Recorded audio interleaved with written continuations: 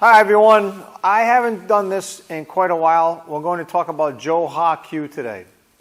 Joha Q is really important to start to develop once you have a good understanding of the basic movements of a waza or a kata. And what's nice about Joha Q is once you get pretty good at it, and once you have a good grasp of a waza, you really have control of your body and your sword and your mind. Everything's starting to come together now, and that's why I love Joha Q. Whoever came up with this concept hundreds of years ago was a genius. Now, Joha Q isn't just in Japanese martial arts. It's also a concept that's in Japanese theater, like the No theater. So if you guys start doing a little bit more research on this stuff, you're going to see other applications, especially in martial arts. Now, what it means superficially, it means slow, medium, fast. It also means things building up to a climax. It also means things that you're unaware of, and all of a sudden you're aware of it, and all of a sudden you're dealing with it, and it's done. And Joha Q is really the way we move in these waza, and I'll show you what I mean. So again, we're going to go back to the beginning of it. We'll do it with Junto Soni each, okay? And slow, medium, fast is the tempo of Joha Q. So you have Jo, Ha, Q, okay? What that allows you to do, like I said a minute ago, it gives you good control of yourself. It gives you good control up here. And this translates to how you behave outside the dojo. It really does. It really helps a lot. Whereas as you're about to do something, you're thinking about it, okay, now I'm going to do it. So at least you gave yourself time to think about something before you acted on it. Okay, and that's what Joha Q does. And that's why we practice the kata the way we do.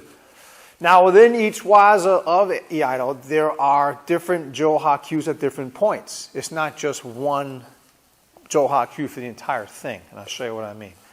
So again, from the beginning, I'll do the steps too. Jo, Ha, Q. Jo, Ha, Q. Now turn to face the camera for the Chiburi. Jo, Ha, Q. Okay, and Noto obviously is the opposite. The sword comes out quicker and then it goes in slow. Now, what you're going to notice when you're doing Joha Q is that when you are at the point of right before the third step, which is Q, you're very vulnerable. Okay? And let's look at Chiburi, for instance. Okay, that's the easiest way to look at it. So we've done our big cut. So Jo, Ha, Q. I'm going to go backwards now.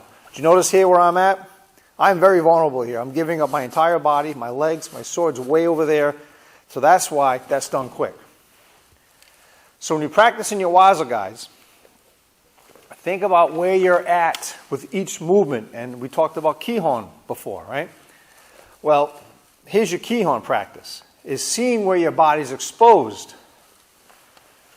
Like right here. Even though I'm putting pressure on my opponent here, for a split second I have to move to my left, which is this way, just a little bit, and my wrist will be exposed because I need to do that big cut. So that's why we go into the quick Q part. When we're doing Jo going into Ha, we're still in control here, okay? I'm still, if I'm just doing a technique from a standing position, I'm still in control here. I can still defend myself. I can still do something in order to react or defend myself to something that's happening that I'm not expecting. But when I've pretty much come to the point where I'm committing, I'm exposed for two reasons. One, I'm exposed physically, and I'm also exposed up here because I've committed now. Now I have no choice but to do this cut. So that's why the Joha Q builds up to a point of decision and then you act on it. That's good training. That's Joha Q.